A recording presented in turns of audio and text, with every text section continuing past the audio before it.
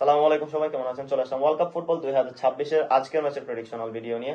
আপনারা নর্মালি আমাদের যে প্রেডিকশনাল ভিডিওগুলো দেখে থাকেন সেটা আমাদের ইউটিউব চ্যানেল থেকে ছাড়া হয়। স্পোর্টস জোন লাইব্রেরিতে আপনারা চোখ রাখলে আমাদের সব ধরনের ভিডিও পেয়ে যাবেন।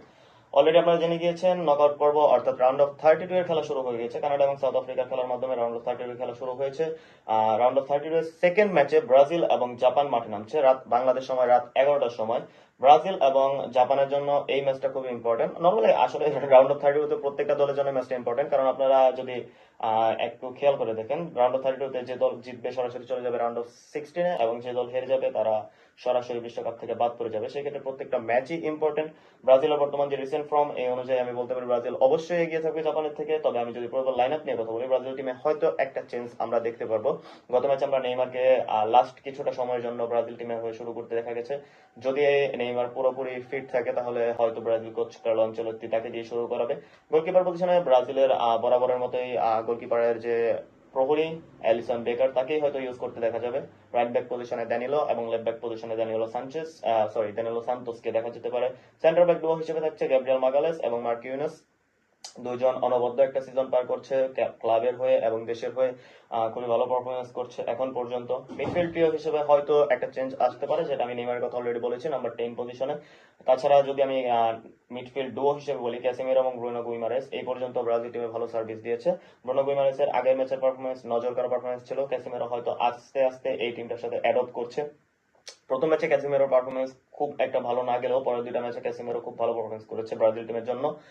ফরওয়ার্ড লাইনে ব্রাজিলের একমাত্র ভরসার কান্ডারি হয়ে দাঁড়িয়েছে বর্তমানে ভিনিসিয়াস জুনিয়র। তার যোগ্য সাপোর্ট দিয়ে যাচ্ছে ম্যাথিউস কুইনা। এবং রাইটিং ফরওয়ার্ড হিসেবে রায়ান অথবা লুইস এনরিকে, এই দুইজনের একজনকে হয়তো কোচ কার্লো আনচেলত্তি ইউজ করবে। ব্রাজিল টিমে বেশ কিছু সাবস্টিটিউট অপশনও আছে। যদি আপনারা রাইটিং ফরওয়ার্ডের হিসাব করেন তাহলে লুইস এনরিকেকেও দেখা যেতে পারে।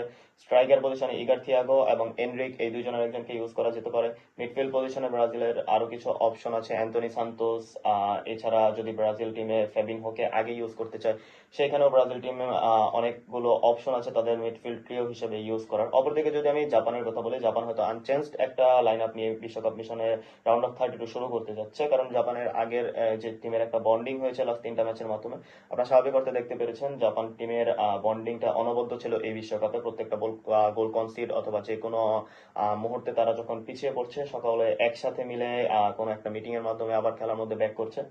যাই হোক, জাপানের গোলকিপার পজিশনে জাপানের বর্তমান এই টিমটা রাউন্ড অফ 32-তে আসার জন্য যার অবদান সবচাইতে বেশি, গোলকিপার সুজুকি। আপনারা যারা যারা সুইডেনের সঙ্গে তাদের ম্যাচটা দেখেছেন, লাস্ট 10 মিনিটের সময় সুইডেন ভালো অ্যাটাক করছিল। সেখানে বেশ কিছু সুযোগও পেয়েছিল। গোলকিপারের দক্ষতা, সুজুকির দক্ষতার মাধ্যমে জাপান সেই গোলগুলো বাঁচাতে সক্ষম হয়েছিল। সেন্টার ব্যাক ট্রিও হিসেবে থাকছে তামিয়াউচি এবং তোমিয়াসু এবং ইতো, এই তিনজনকে ট্রিও হিসেবে দেখা যেতে পারে। রাইট মিডফিল্ডার হিসেবে থাকছে দোয়ান এবং লেফট মিডফিল্ডার হিসেবে থাকছে নাকামুরা। নাকামুরাকে অলরেডি আপনারা চিনেন, প্রথম ম্যাচে নাকামুরা গোল করেছিল, লাস্ট ম্যাচেও নাকামুরা গোল করতে সক্ষম হয়েছে। মিডফিল্ড ডুও হিসেবে থাকছে কামাডা এবং সানো এবং তানাকা, সরি ট্রিও হিসেবে আহ, তানাকা, এই তিনজনকে হয়তো মিডফিল্ড ট্রিও হিসেবে ইউজ করা যেতে পারে। স্ট্রাইকার পিভট অর্থাৎ স্ট্রাইকার ডুও হিসেবে ইউয়েদা এবং মায়েদা, এই দুজনকে দেখা যেতে পারে। ইউয়েদার এই বছরের পারফরমেন্স অনবদ্য ছিল, প্রথম ম্যাচ থেকেই দলের জন্য ভালো একটা ইম্প্যাক্ট দাঁড় করিয়েছে।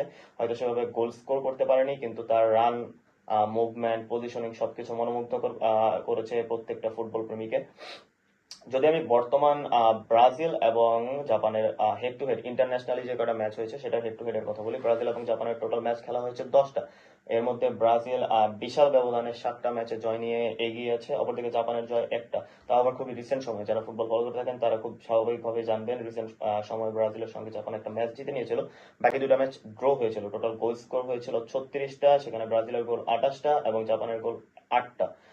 হোম স্টেডিয়ামের ক্ষেত্রে ব্রাজিল হয়তো কিছু সময় সুবিধা পেয়েছে, কারণ নর্মালি বেশিরভাগ সময় ব্রাজিল নিজেদের হোম মাঠেই ম্যাচগুলো খেলেছে। ব্রাজিলের বর্তমান ফিফা র্যাঙ্কিং এবং জাপানের ফিফা র্যাঙ্কিং এর মধ্যে আপনার বিশাল একটা পার্থক্য দেখতে পাবেন। ব্রাজিলের বর্তমান ফিফা র্যাঙ্কিং হচ্ছে 5, অপরদিকে জাপানের বর্তমান ফিফা র্যাঙ্কিং হচ্ছে 17। যদিও এশিয়ান জায়ান্ট হিসেবে জাপানের খুবই ভালো সুনাম আছে, তবে ল্যাটিন ফুটবলের সঙ্গে কতটা পাল্লা দিয়ে পেরে উঠতে পারে সেটা ম্যাটার করবে এই বিশ্বকাপে। স্নায়ুচাপ ধরে রাখাটা কতটা ইম্পর্টেন্ট বিশ্বকাপের মতো একটা বড় মঞ্চে, সেটা ফলাফল প্রকাশ করবে জাপান এবং ব্রাজিলের খেলার মাধ্যমে। আমরা হয়তো জাপানকে এশিয়ান টিম হিসেবে ধরতে পারি যে না হয়তো ভালো কিছু করবে, কিন্তু যখন আপনার বিপক্ষ টিমটা ব্রাজিল, তখন আপনাকে মাথার মধ্যে চিন্তার ভাঁজ চলে আসাটা খুবই স্বাভাবিক। ব্রাজিল অলরেডি 5বার বিশ্বকাপ জিতেছে, স্বাভাবিক অর্থেই আপনারা বুঝতে পারেন ব্রাজিলকে কেন ফুটবলের আতুরঘর বলা হয়।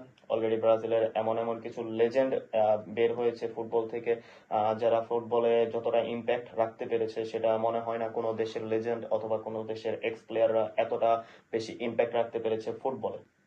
যাই হোক, যদি আমি প্রেডিকশন নিয়ে কথা বলি, ব্রাজিল হয়তো জাপানের সঙ্গে খুব সহজভাবে ম্যাচটি না জিতলেও 2-0 বা 3-1 গোলের মাধ্যমে ম্যাচটা জিতে নেবে। ব্রাজিল নর্মালি 3 গোলের একটা স্ট্রিক শুরু করেছে, দুইটা ম্যাচে 3 গোল দিয়েছে, যদিও হাফ টাইমের আগেই তারা 3 গোল দিতে পেরেছিল। জাপানের সঙ্গে কিছুটা কঠিন হবে, তবেও আমি এই কথা বলতে পারি জাপান হয়তো স্নাউচার ধরে রাখতে পারবে না ব্রাজিলের বিপক্ষে। এত বড় একটা টিমের সঙ্গে যখন খেলতে যাবেন তখন মেন্টালিটির একটা ব্যাপার থাকে। ব্রাজিল খুব সহজভাবে না হলেও 3-1 এর মাধ্যমে হয়তো ম্যাচটা জিতে নেবে।